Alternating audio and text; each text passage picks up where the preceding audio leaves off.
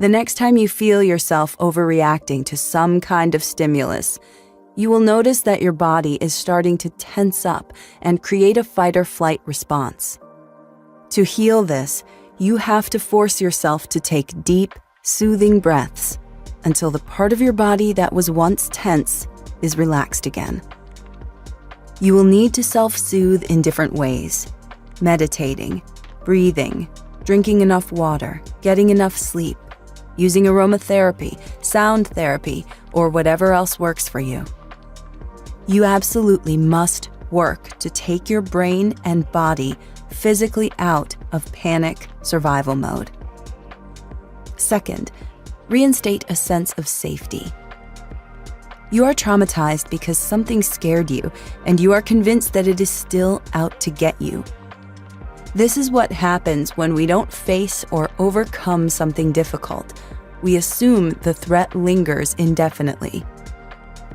The psychological aspect of trauma healing is that you have to literally restore the connection that was severed in the exact same way that it was broken. If you are traumatized about relationships, you need to build healthy relationships. If you are traumatized about money, you need to get really good with money. If you are traumatized about traveling, you need to travel again. We do not find the resolution in avoiding these things forever. In fact, just underneath the fear, we often find that they are the things we really want more than anything else. Third, stop taking thoughts and feelings at face value. Last, to overcome trauma, you have to stop engaging in psychic thinking. You have to stop pretending you are able to predict what will happen, that you know other people's intentions, or that what you feel and think is absolute truth and reality. This kind of thinking is what takes a triggering feeling and turns it into a defeating spiral.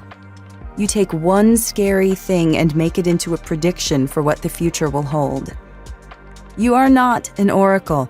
You do not know what's next, though you are always capable of choosing what you do now. Almost always, the thing you are most panicked about is a thing you do not know is happening for sure. It is usually an assumption, a projection, a fear turned into a terrifying potential reality. You might think that trauma is something that other, more damaged people have, but that is not true. Everyone is traumatized in one way or another, but it is how we respond to it, how we ultimately grow and develop self-mastery from it, that determines the course of our lives. Becoming the most powerful version of yourself. Are you being the most powerful version of yourself? If you had to pause to think about it, the answer is probably no. Everybody has different facets of their personality, and we act on them based on the context we're in. It's a social adaptation tool. You are not the same person with your friends as you are with your parents. Moving through these easily is a sign of high psychological function. We are acquainted with the versions of ourselves that our current life requires. We know who we need to be at work, at home, or in love. But we are often unfamiliar with the person we need to be in order to move our lives forward. In inner child work, you visualize and address your younger selves, often down to a specific age, depending on which version of you was traumatized. You communicate with that inner child self, learn from them, protect them, or give them the guidance that they needed when they were young. This proves to be profoundly healing for people, mostly because we do not evolve past our former selves, we simply grow upon them. However, this practice can work the opposite way as well. You can also visualize and connect with your future self, the version of you that you are growing into, or the person you know you are meant to be. What would my most powerful self do today? The first step to becoming your most powerful self is to literally envision that person. Don't take yourself out of your current context either. Begin to ask yourself, what would the most powerful version of me do right now? What would they do with this day? How would they respond to this challenge? How would they move forward? How would they think? What would they feel? Your most powerful self needs to be the CEO of your life. It is the person making managerial decisions, governing everything else. This is the editor-in-chief, the matriarch or patriarch. You are working for your most powerful self.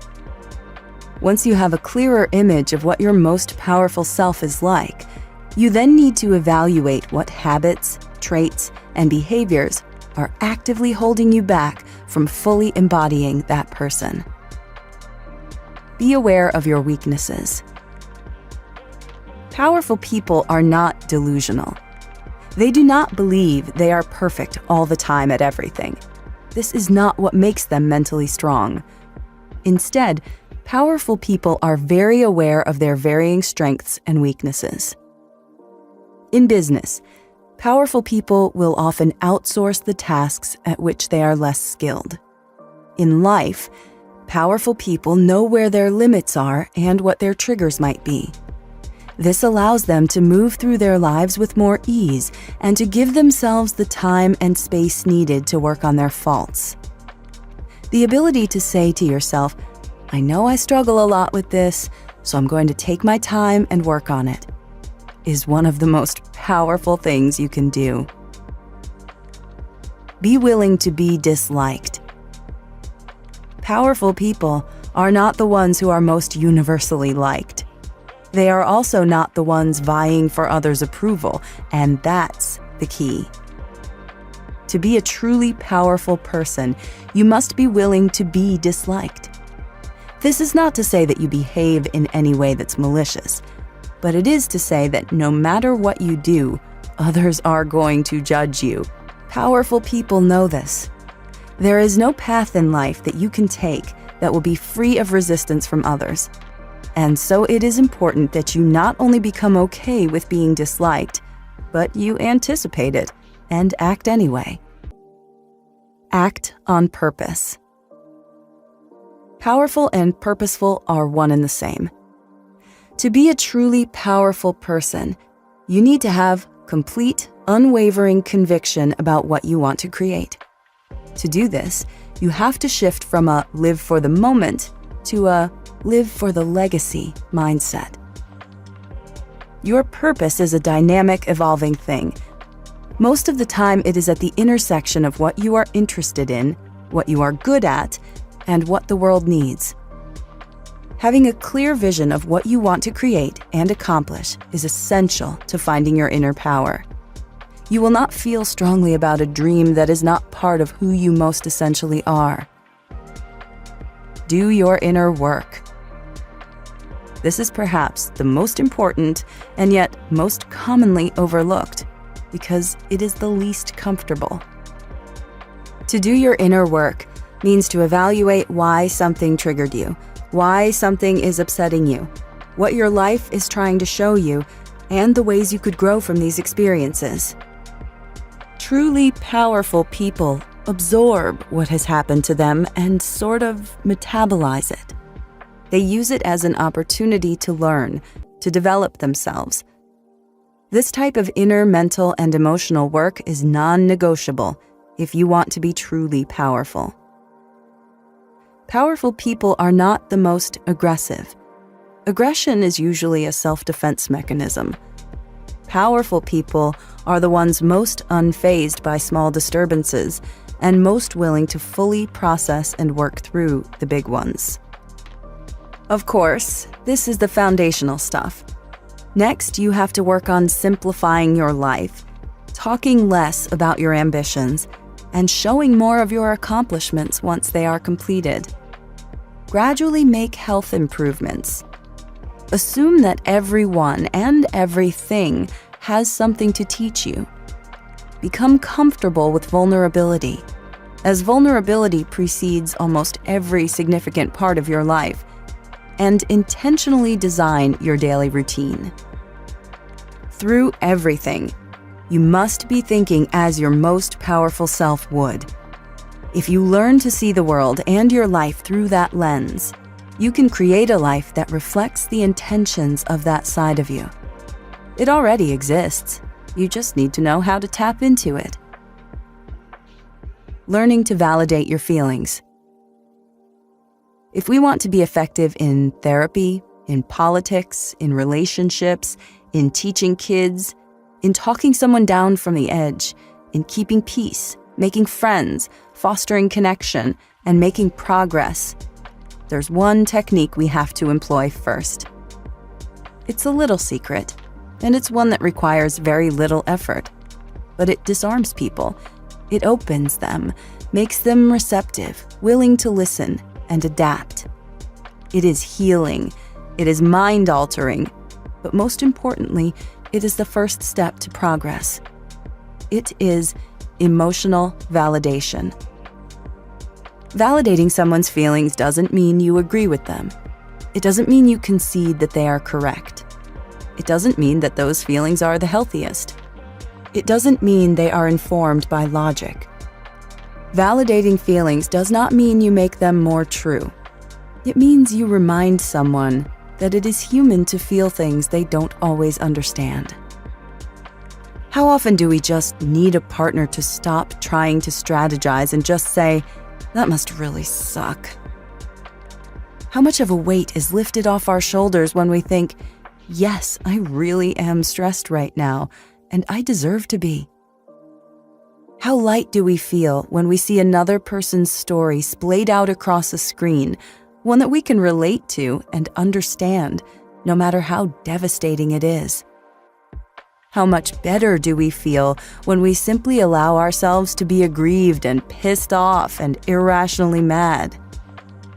When we let ourselves have it, the feeling that is, something incredible happens.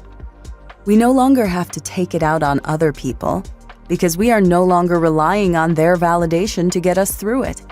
We can be aggrieved and pissed and mad and do our own processing without hurting anyone else. When people are crying out or acting out in their lives, they aren't just asking for help.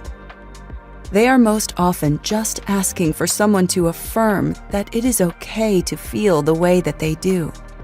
And if they have to inflate and exaggerate circumstances for you to truly feel the weight and impact that they do, they'll do it. They'll do whatever it takes to get someone else to say, "I am so sorry for what you are going through." This is not because they are incompetent or dumb. It is because in a world that does not teach us how to adequately process our own feelings, we must often rely solely on our maladaptive coping mechanisms. When we cannot validate our own feelings, we go on a never-ending quest to try to force others to do it for us, but it never works. We never really get what we need.